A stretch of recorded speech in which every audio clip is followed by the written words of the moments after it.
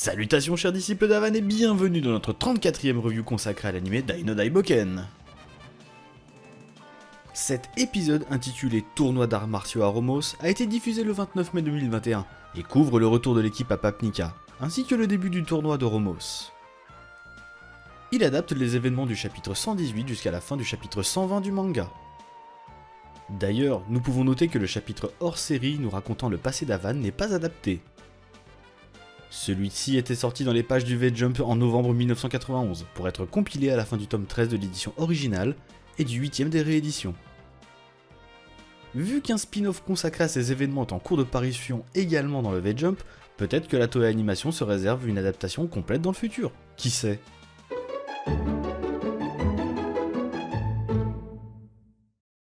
Cette semaine, Akifumi Zako est à la charge de l'épisode 34 de Dai-no Daiboken. C'est sa première participation sur notre série préférée. Encore une fois, il s'agit d'un réalisateur formé chez la Toei, où il a réalisé Fresh Precure et les 100 premiers épisodes de Toriko. Son storyboard est assez fidèle au matériel d'origine. Quelques scènes ont été rajoutées pour nous proposer un meilleur rythme. Comme pour l'épisode 20, c'est le couple Noboru Koizumi et Kyoko Izumi qui ont animé la majorité de l'épisode. Il est à présent temps d'analyser ce 34e épisode, et bien qu'il soit un épisode de transition entre deux arcs, nous pourrons voir ensemble qu'il était très sympa. Allez, c'est parti!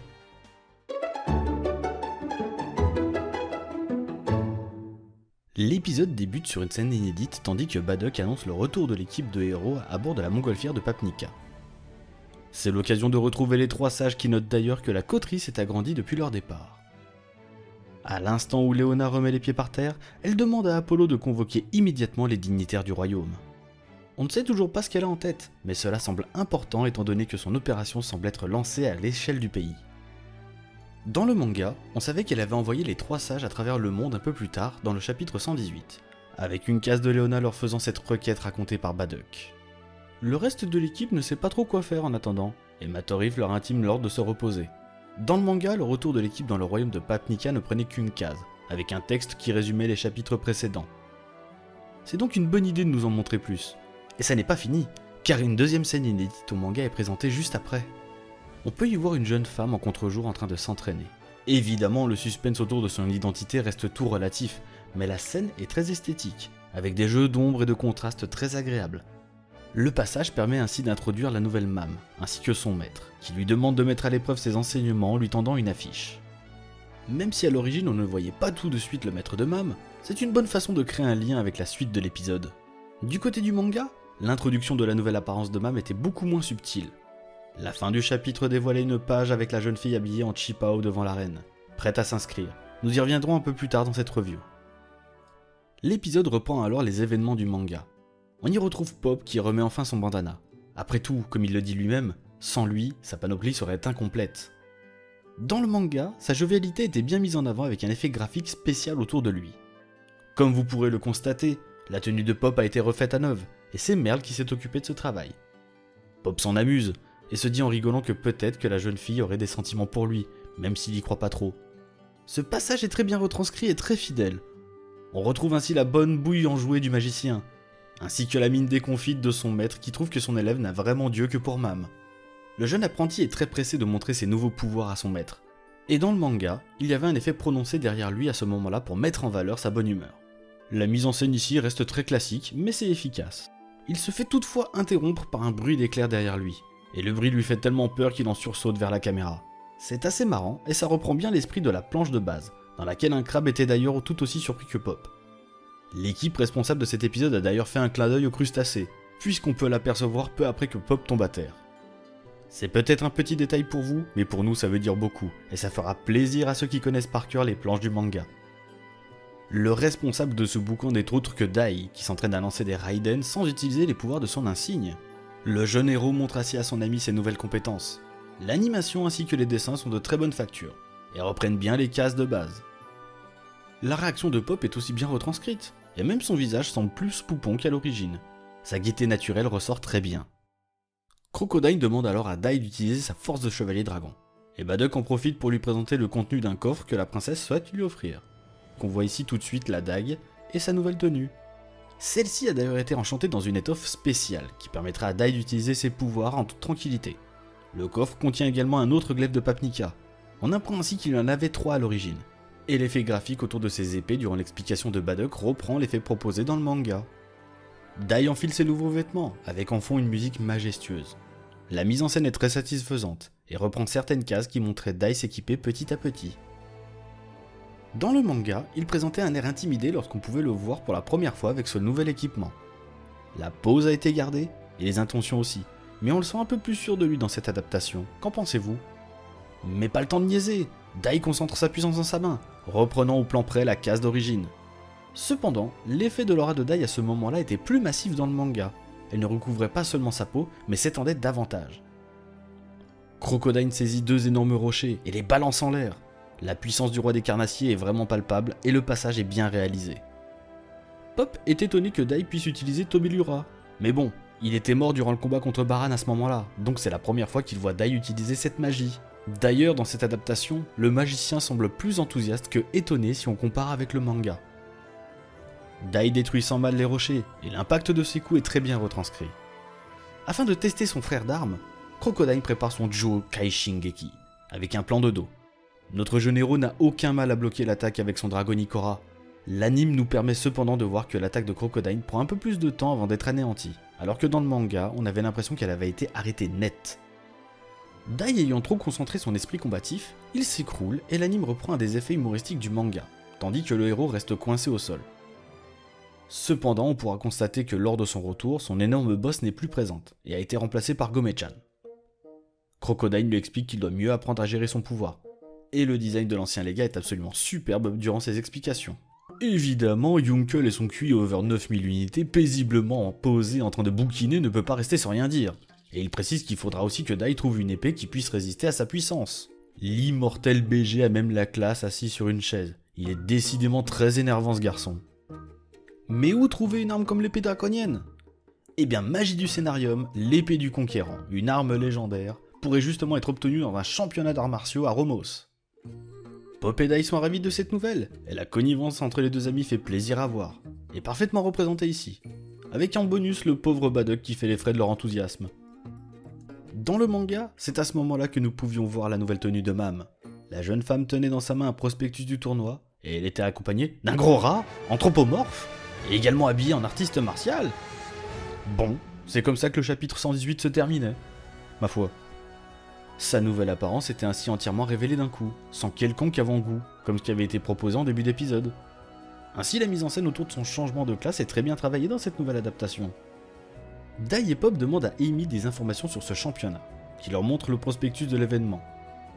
Les amateurs du manga apprécieront étant donné qu'il est exactement le même qu'à l'origine.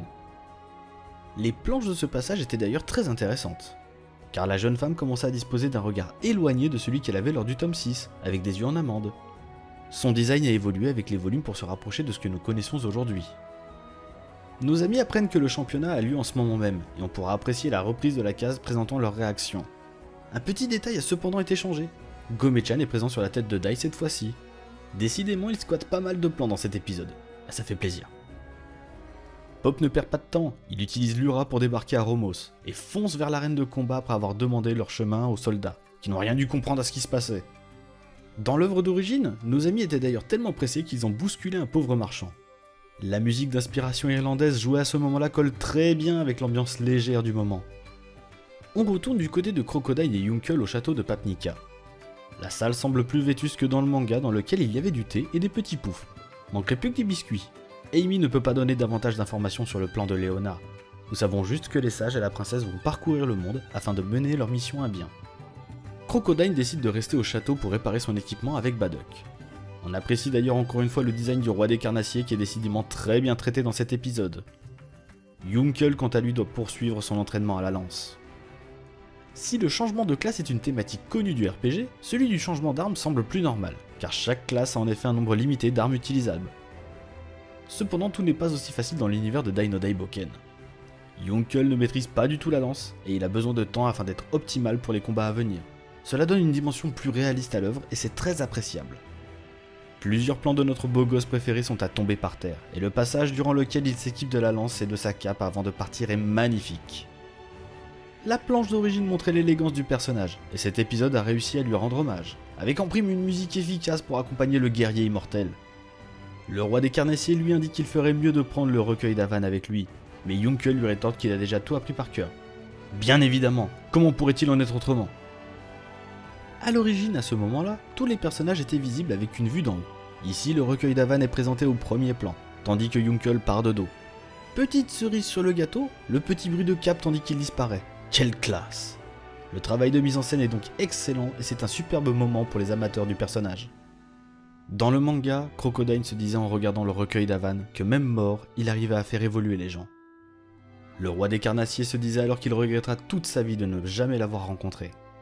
Il est regrettable que cette réflexion n'ait pas été incluse dans cet épisode, car elle permettait de bien mettre en valeur l'évolution du personnage de Crocodile. De retour auprès de Pop et Dai, ils apprennent que les inscriptions sont terminées. Des plans plus larges que dans le manga ont été choisis dans cette adaptation, afin de montrer quelques participants, ce qui est une bonne idée. Un passage humoristique avec les savoureuses réactions de Pop a été rallongé par rapport au manga, et c'est une bonne réussite. Le coup d'envoi des sélections est donné. D'ailleurs, c'est assez amusant, on dirait qu'il est réalisé à partir de haut-parleurs. Est-ce que le monde de Dai no Daiboken aurait accès à des technologies modernes? Les deux compères sont évidemment déçus, et le jeune magicien n'est même pas intéressé par l'événement. Il préfère visiblement se curer le nez tranquillement sur la pelouse. Ceci dit, il change très vite d'avis quand il entend qu'une fille très jolie affronte avec succès d'autres participants. À ce sujet, Pop avait l'air plus pervers dans la case d'origine, il rougissait et bavait. Ici, il se contente d'un large sourire. Nous pouvons alors apprécier le combat en cours, et force est de constater qu'il est vraiment d'excellente qualité. L'animation est propre, ainsi que l'esthétique recherchée et la chorégraphie des coups.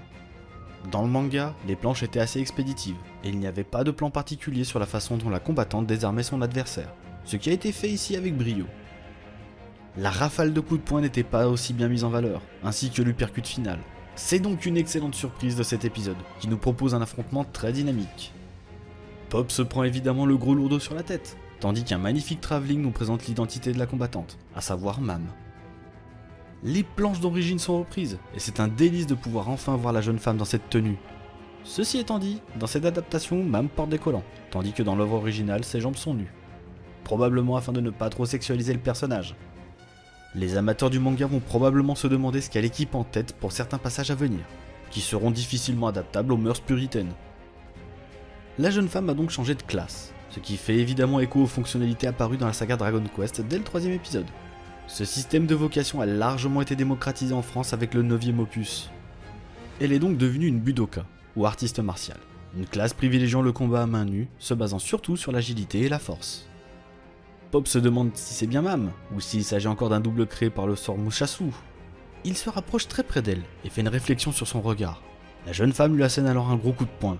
Cette scène pourrait paraître étrange et pour cause, elle a complètement été censurée. En effet, dans le manga, Pop touche la poitrine de Mam, pour s'assurer que c'est bien elle, et sa réaction ne se fait pas attendre. Il n'y a aucune surprise sur le fait que cette scène soit censurée, mais il est difficile de retranscrire quand même l'effet comique.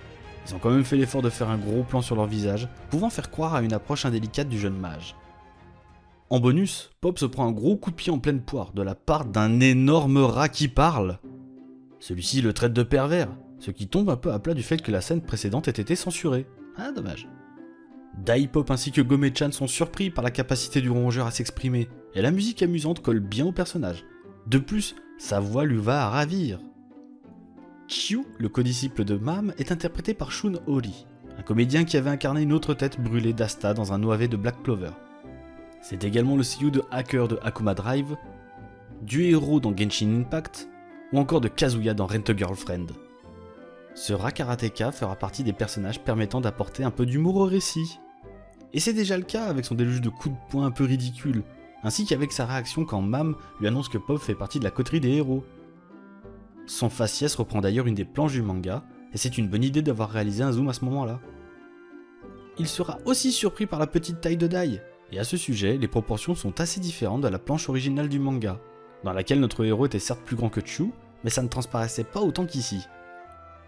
Le tour de Chu arrive, et Mam révèle qu'il s'agissait d'un méchant monstre auparavant, mais que l'entraînement de leur maître lui a permis de tellement s'endurcir qu'il a pu ignorer l'influence du roi du mal. Dans cette adaptation, de beaux plans sur Chu ont été choisis lors de ces révélations de Mam, tandis que dans le manga, les planches d'origine mettaient en scène la jeune fille. C'est un choix judicieux de mise en scène, qui permet de mieux mettre en valeur le personnage. Tandis que le combat va débuter, Dai révèle à Mam que les derniers combats n'ont pas été simples, et que Pop est même d'ailleurs mort une fois. La planche originale montrait le visage choqué de la jeune femme, tandis qu'ici, seul son regard est présenté. L'adversaire de Chiu est présenté, et c'est un merveilleux travail qui nous est proposé ici, notamment de superbes ombrages ainsi qu'un beau travelling présentant la différence de taille importante entre les combattants, là où la planche de base était assez anecdotique. De son côté, Mam refuse de se battre pour réclamer l'épée du conquérant, et ne souhaitant pas aider un père et un fils s'entretuer. Dans la planche d'origine, le visage de la jeune femme était caché avec un travail sur les ombres, et c'est le même effet qui a été appliqué ici. L'épisode se termine tandis qu'un mystérieux personnage dénommé Zamza entre en scène. La façon dont son visage sort de l'ombre, et la lente animation de ses doigts sur la chaise du roi, ainsi que son sourire ne laissent guère de place au suspense sur sa place. Mais l'effet de la mise en scène est saisissant et c'est tout à fait remarquable. La planche d'origine qui concluait le chapitre 120 a donc été sublimée ici, et régale les fans qui attendaient ce moment avec impatience. Mais qu'est-ce que ce Zamza peut bien manigancer ?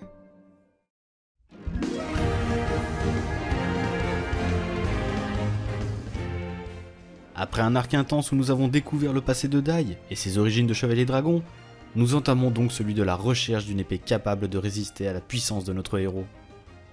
Étant un passage introductif, l'épisode se permet de rajouter quelques scènes appréciables pour mieux introduire les événements charnières à venir. Cet épisode est principalement narratif, on aurait pu s'attendre à une qualité amoindrie, et force est de constater que nous avons eu droit à des plans vraiment superbes, mettant en valeur Crocodile, Yonkel, mais aussi la scène finale introduisant le sinistre Zamza. L'humour autour des personnages de Pop et Chiu a bien été mis en scène, et c'est un véritable plaisir de découvrir avec vous ce nouveau personnage en animé. Mais surtout, cet épisode marque le retour tant attendu de Mam, avec son changement de classe vers celui de Budoka. Bien sûr, les collants noirs feront probablement débat auprès des vieux fans de l'œuvre. Les attouchements de Pop ont également été censurés, probablement pour ne pas créer de polémique. Mais il en résulte une scène beaucoup moins compréhensible que dans le manga. Ainsi, les termes utilisés par Chiu pour désigner Pop dans cette adaptation deviennent moins faciles à comprendre, et ça tombe un peu à plat. Ceci étant dit, l'épisode reste très bon, et a brillamment réussi à traduire l'ambiance légère de ces chapitres du manga. Nous sommes évidemment pressés de voir la suite, et vous, qu'en avez-vous pensé ? Cette 34e review est désormais terminée, nous espérons que vous l'avez appréciée. N'hésitez pas à nous faire part de vos commentaires, à mettre un pouce vers le haut pour nous donner du courage, et à vous abonner à la chaîne pour ne rater aucune de nos vidéos. Vous pouvez également nous suivre sur nos réseaux sociaux respectifs, ainsi que de nous rejoindre sur notre Discord, dont les liens sont en description. Allez, portez-vous bien chers disciples d'Avan, et à la semaine prochaine!